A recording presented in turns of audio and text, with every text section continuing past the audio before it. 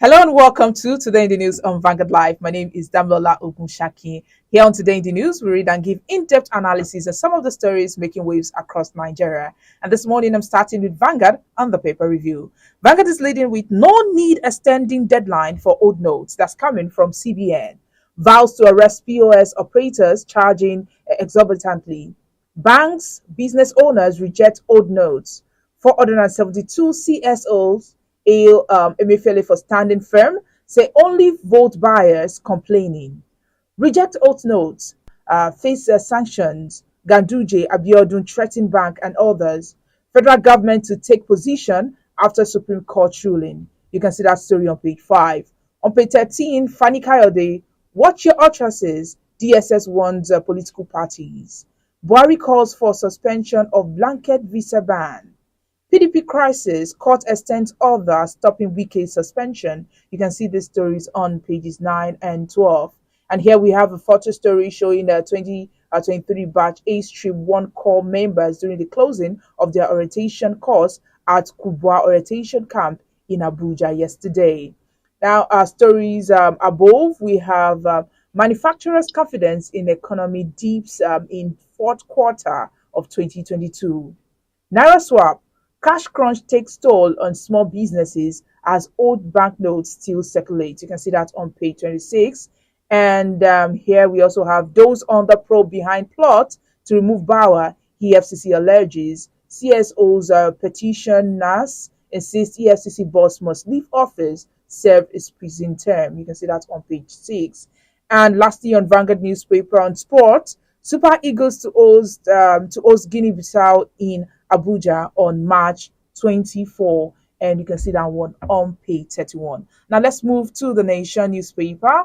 The Nation this morning is leading with legal giants knock Emefiele for disrespecting Supreme Court. CBN governors, no extension of deadline position raised dust. Apex bank boss, queues at ATM point artificial. Presidency, no action taken yet. And stories above, energy demand to rise, says NNPCL CEO. And Tinubu will deliver as President Buhari tells supporters at Imo rally.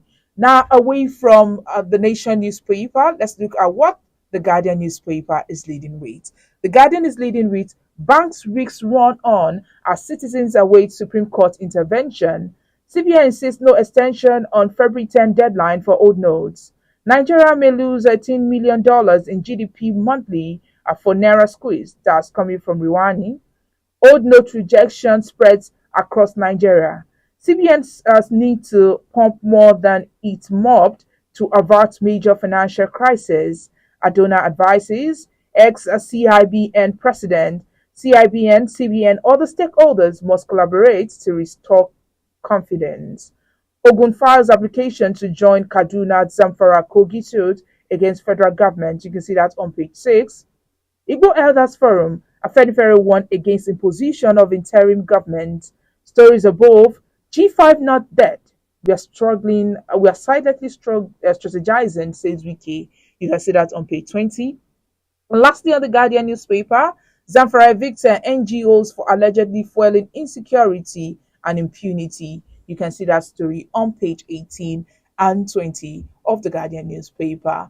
And lastly, let's look at the Punch newspaper.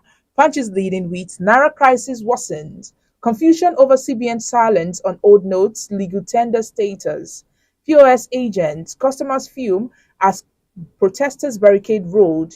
Emefiele justifies Naira redesign, accuses politicians of mop-up. On page 12, trapped earthquake victims cry for help. Deaths now 41,200. Lagos State pastor bags live jail for impregnating two sisters. You can see the stories on pages 4 and 5. Stories above, U-turn, INEC to keep sensitive election materials with CBN. Lastly, on the Punch newspaper, resist interim government temptation, Afenifere tells Buhari. You can see that story on page 28. And that's all we have on the front pages of the dailies this morning. Join us after the break for the analysis with our guests who will be joining us via Zoom. Welcome back. If you're just joining us, this is Today in the News on Vanguard Live. My name is Damlola Okunshaki. Joining us to analyze the front pages of the dailies this morning is Mr. Gbero Olajuigbe. He is the Executive Director of Emergency and Risk Alert. Good morning, Mr. Gbero. Good morning. It's a pleasure being with you. Yeah, same here. So the governor of CBN, Mr. Godwin Emefiele, yesterday told the diplomatic corps that an extension of the February 10 deadline for the circulation of redesigned 200 naira, 500 naira, and 1,000 naira notes was unnecessary. What do you think about this, Mr. Gbero? Well, I think the CBN has really beaten more than it can show, in the sense that, like I said, people were not put into contest. The economy behavior of Nigerians were not put into contest before pushing out this new policy. And beyond that, even if you are doing it so that people will not have access to money to buy vote, but what you have just done is to make 200 naira attractive to somebody that will be willing to sell his vote, because it's excruciatingly poor now that even 200 naira will look like 10,000 naira to him, to an average Nigerian. We were in bank yesterday, we were only given 2,000 naira. 2,000 naira. To do what about it? You step out, I wanted to buy fuel. I was charged 5,000 for the fuel I bought. But then, even though the POS declined, so it's putting Nigeria under pressure, under economic condition that is just like punishment, and can create social upheaval if not well guided. Policy are expected to strengthen the system, empower the people, enable this crippled everything. There is no excuse that is acceptable from CBN. It's an unwarranted punishment for Nigerians who have their monies in bank but cannot access it.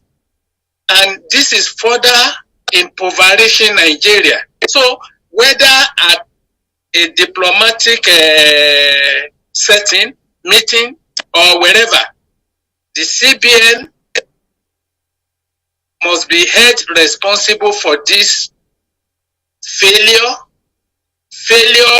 of our business environment, failure that have been imposed on Nigerians to conduct and carry out their businesses as expected. So, no matter how you look at it, the policy has failed. It's not helping anybody. It's not going to checkmate vote buying. And as a matter of fact, it can only lead to anger. And when anger is mass produced, the consequences will always be fatal.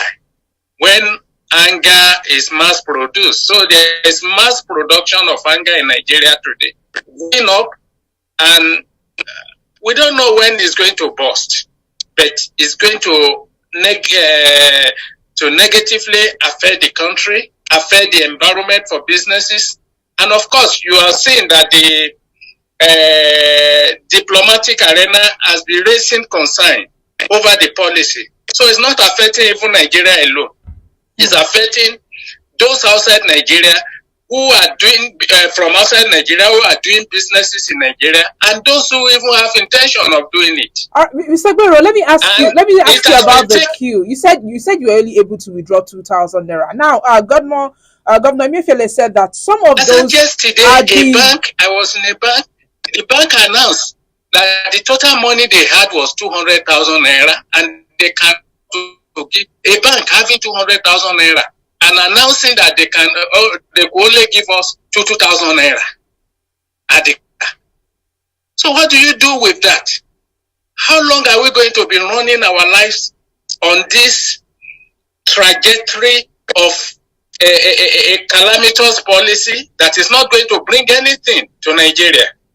It's not going to achieve its result because, one, it has not accommodated the nuances of his environment. That policy, because when you see policy working, that policy is either adoptable or adaptable or both.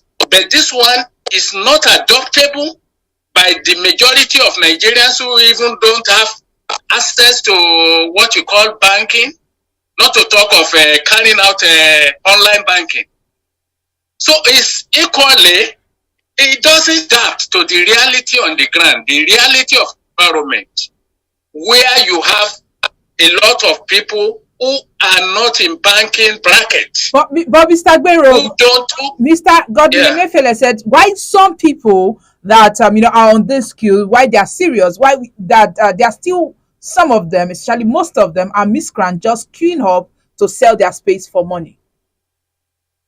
Even if you look at it, is that not a pedestrian excuse for a central bank to be saying? I've said it, in a very decent society, Emefiele would have written about it 2017. He didn't deserve to retain his position as CBN governor. Everybody is talking of him today. Spoken about Emefiele since 2017. 2017, I've been writing on him, and I said that irrespective of where he was coming from, that is not the best a working system will offer is like is a bank and a system keeper. Not to talk of commercial bank, where he headed because of our own careless about any system that works. So it's not even, I don't think it deserves to run our central bank. If you look at his policy choices, not even only this one, in terms of monetary interventions that he has carried out in Nigeria and everything, which one has actually worked? All have led to devaluation of our money, demarketing of our country, and at the same time, impoverishing our people. This is a government that vowed to lift 100 million out of poverty, but ended up putting 130 into that basket of poverty. So, and they come from all these diverse permutations that we call, or Emefiele has called, monetary policies. Of course, I'm not excluding the fiscal policies of the government as equally contributed to the place Nigerians have found themselves today. So I'm not, Emefiele cannot tell, how can you as a central bank governor say that it's because people are selling their life? Selling for how much? Who are they selling it to? That is too pedestrian. It doesn't even sit well for even a bank manager to be saying that, not to talk of a central bank manager. We are looking at a macro reasons that has affected his policy, and he's talking another thing. The macro environment is telling you that many Nigerians are not in the banking bracket. The macro economy is telling you that 70% of Nigerians are not in the banking bracket, and that and this is a very vast country where a whole state in part of the north will not have more than 4 branches of a bank. So what is it saying? That one is very irrelevant. It's not expected of him to even mention that at all as responsible for this crisis. Okay. Is there money in the bank? All right, Mr. Gbero, as of yesterday, as of yesterday and this morning, many transporters and marketers, they've stopped collecting the old Naira note, as it was announced that the money ceased to be legal tender. And the fact that the new Naira notes have not circulated, now this is expected to affect the economy. Do you think the Supreme Court should extend these circulation notices, and do you think the CBN will also go through with the Supreme Court orders? This is a state of anomaly. In a normal state, law are expected. Law should be respected. They should be obeyed. But here, you disregard law and nothing happens, even if it's coming from Supreme Court. But then, we must understand our system. It's a very chaotic system that is structurally defective and cannot promote good law, cannot promote good governance, and cannot deliver justice. And that is why everyone is taking advantage of the law. So nobody respects laws in this country.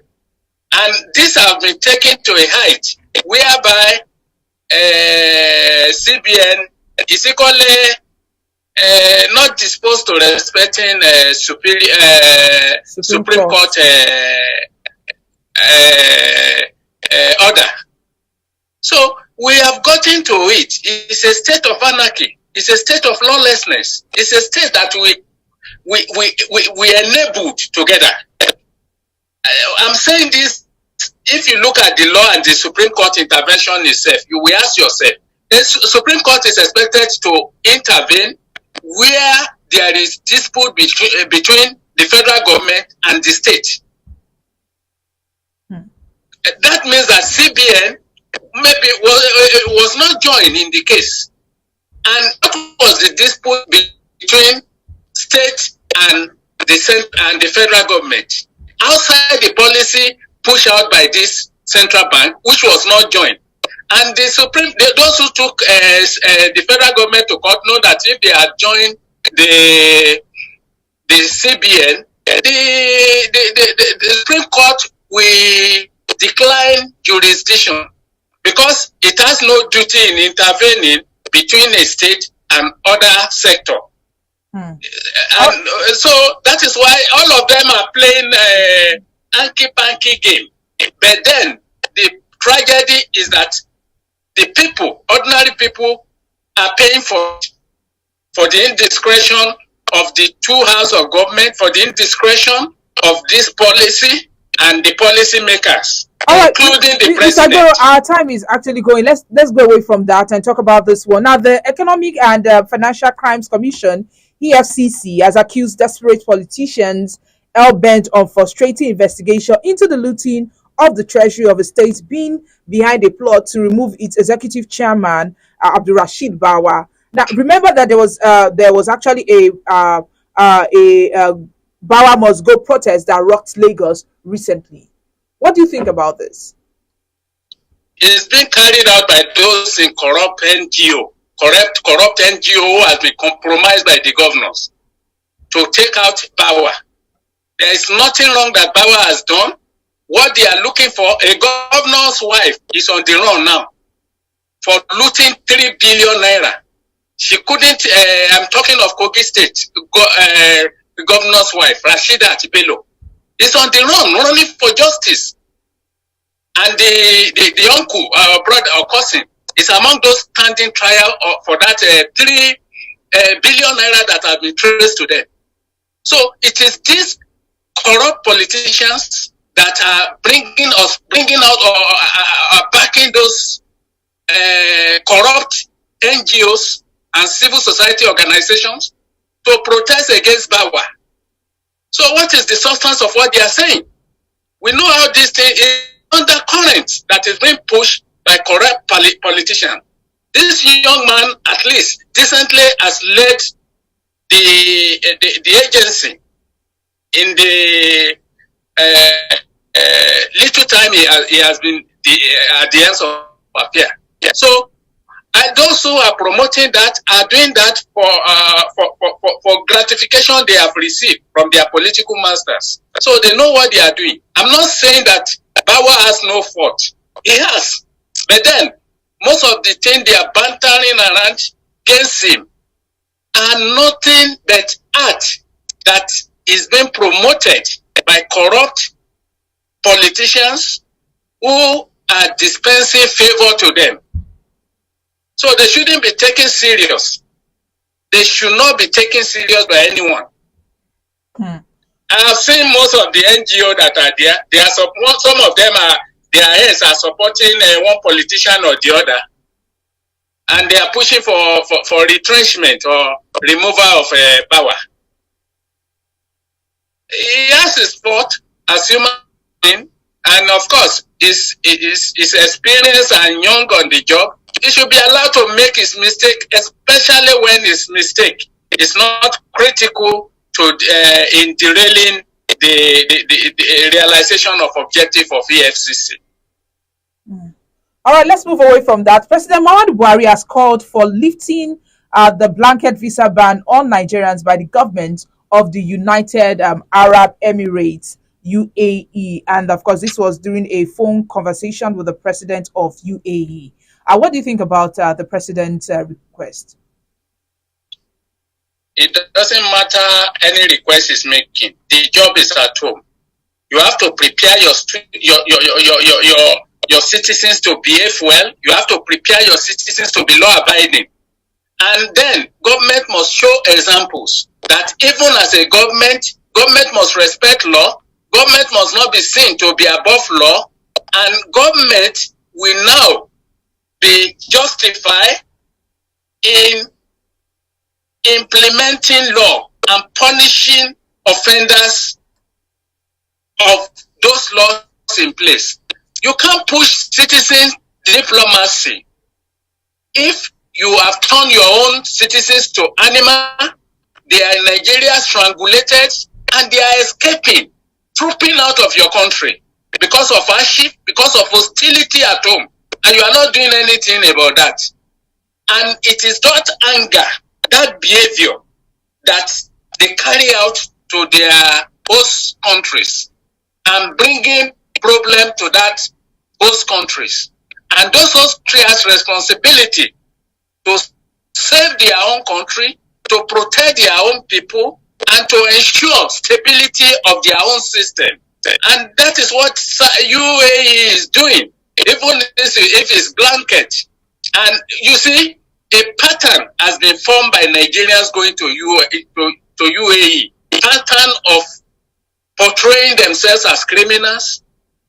In most cases, you have seen this scam. In fact, this hush puppy own is outlandish alone, not to talk of those who invaded hotel in Dubai the other day, breaking bottles, attempting to stab themselves, using cordial and dangerous weapon, pursuing themselves. They are Nigerians.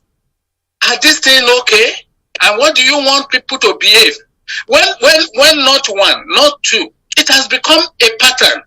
So Nigerians have shown demonstrated a pattern of behavior that could not be tolerated. And the better we begin to focus on our people at home, make them to behave well, respect law, and I'm talking of just law, not oppressive law, and you take care of their welfare and their security, we will not be getting this type of disrespect we get from other countries. Mm. So they take us the way they treat us the way we are. The way we dress is the way they address us as a people and as a country. So citizen diplomacy means that you focus on your citizens, their welfare, their security, that to the extent that going out will be that it will be an exception, not a rule. The other day they were having you will find out that almost 70% of Americans, young people, they have not left the soil of America before. Because they don't feel, as a matter of fact, some of them don't even know that Nigeria exists as a country. Some of them, they have heard of Africa, they take Africa as a country. Because they don't go out, because the home is not hostile to them. So we must make our country not hostile to our people, so that we can remain at home. Those who want to go out can go out, and of course, go out with dignity. Because at home, you have assurance of such, or we have a law-abiding people, we have a law-keeping system, a law-regulating system, and then we have a country that is built on justice and fair play. Until we're able to do that, we can't push any issue in respect of citizen diplomacy that the president is trying to do. So it's not an emotional thing. They are on phone. The president will look at you, but he has responsibility to his people first, and not to Nigerians. All right. Thank you, Mr. Guerrero. Let's end this on a lighter note with Mr. and Mrs. And the first person speaking this morning is Mrs. She said, what rubbish are you talking about? There is a difference between family planning and planning another family. Mr. replied, who is planning another family? We have tried some family planning method, but they didn't work. I just want to try them with another woman. That's all. Hmm. Well, the condition of climate for crisis is set up again, and it's like case of Nigeria. One is trying to japa from the home. That is just the situation, and another intruder is loading. Yeah. So, but I just feel you can't use one problem to cure another. When there is a problem, when there is a crisis at home, we must learn to get our heart together, face that courageously, resolve the problem without external intervention. At the end of the day, maybe Mr. will be pushed, will be saved from straining out of the family. But what I can offer is for people, particularly husband and wife, particularly this time around, it's a time that everybody is furious and angry. So let us just look at it that it's a passing phase that will go away, so that we don't increase our problem, our pressure, put tension on ourselves. It's not easy sustaining one family now, not to talk of going outside for the truth. And that is how we create vagabond for society at times. When you neglect one at the expense of other, the one you neglect will grow up and begin to torture the society. So we should care about our society, even as we are taking our personal decision as a member of a family, husband and wife, or whoever. All right, thank you very much for your little advice and also for your contributions this morning. It's a pleasure being with you. Thank you. Yes, and that's Mr. Gbero Lajigbe. He's the Executive Director of Emergency and Risk Alert. He just reviewed and analyzed some of the stories on the front page of the news with us this morning. Now, to get more of our top stories, you can follow us on all our social media platforms showing on your screen on Facebook, Instagram, Twitter, TikTok. Our WhatsApp number is also displayed on your screen. Have a lovely day.